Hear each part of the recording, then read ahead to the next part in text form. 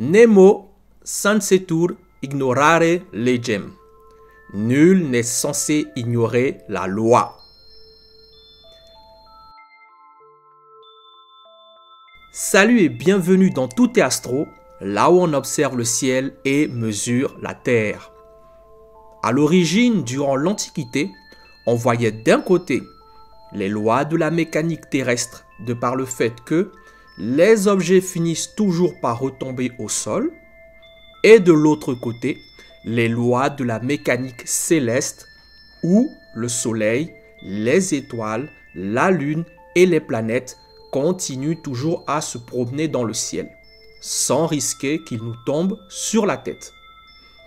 D'où l'importance des travaux et des lois de Johannes Kepler, qui était un astronome allemand, né le 27 décembre 1571 à Weill-der-Stadt et mort le 15 novembre 1630 à Ratisbonne. Mais avant de rentrer plus en détail, il nous faut d'abord présenter Nicolas Copernic, astronome allemand polonais. Né le 19 février 1473 à Thorn et mort le 24 mai 1543 à Frauenburg.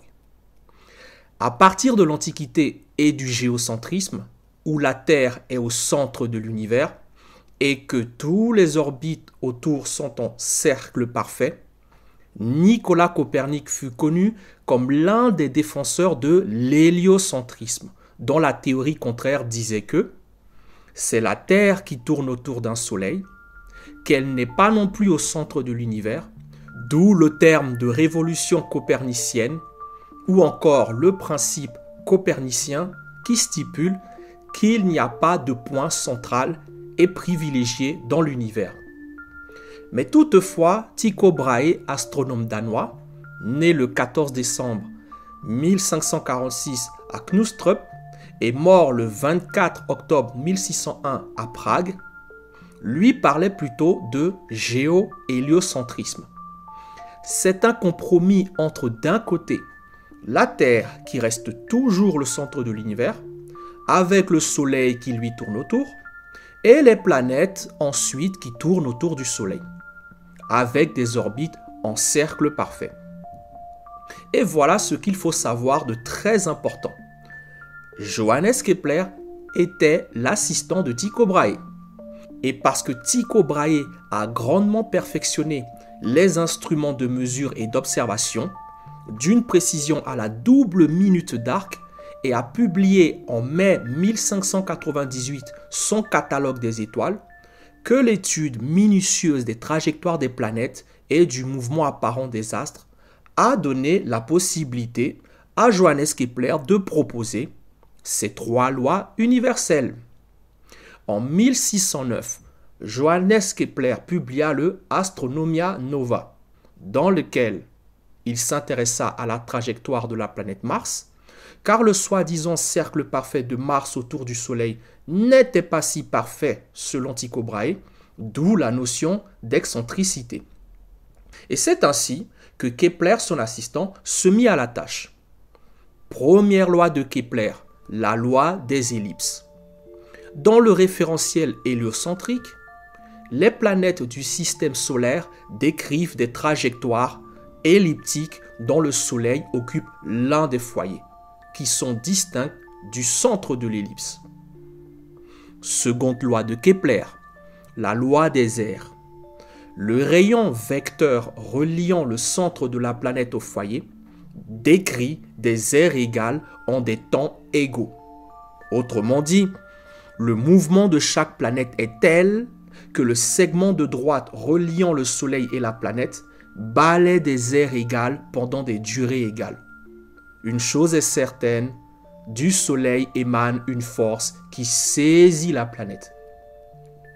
En 1619, Johannes Kepler publia le Harmonices Mundi, un ouvrage sur l'équilibre de l'univers entre l'harmonie spirituelle divine et le physique matériel humain, la logique rationnelle derrière les positions des astres à l'origine de la stabilité de la Terre. En fait, nous savons que dans un cercle parfait, il n'y a pas de grand diamètre ni de petit diamètre. Mais dans une ellipse, Il y a par contre un grand axe et donc sa moitié, le demi-grand axe. Et c'est dans ce livre que se trouve la troisième loi, la loi des périodes orbitales. Les cubes des demi-grands axes des orbites sont proportionnels au carré des périodes de révolution. Il y a une valeur constante entre le carré de la période qui varie comme le cube du demi-grand axe. Et c'est à partir de cette valeur constante et quelques années plus tard que nous ferons le lien avec la théorie de la loi universelle de la gravitation d'Isaac Newton, qui était un astronome anglais-britannique né le 4 janvier 1643 à Woolsthorpe by Coltersworth et mort le 31 mars 1727 à Kensington. Deux corps voisins et hors de la sphère d'attraction d'un troisième corps s'attirerait en raison directe de leur masse. Ainsi, les nouveaux paramètres qui entrent en jeu sont la constante universelle de gravitation, la grande masse du Soleil, notre étoile, et la petite masse de la Terre, notre planète.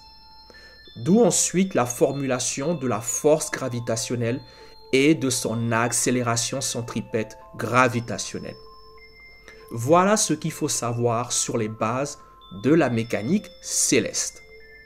Merci de m'avoir suivi jusqu'au bout. Salut et à la prochaine!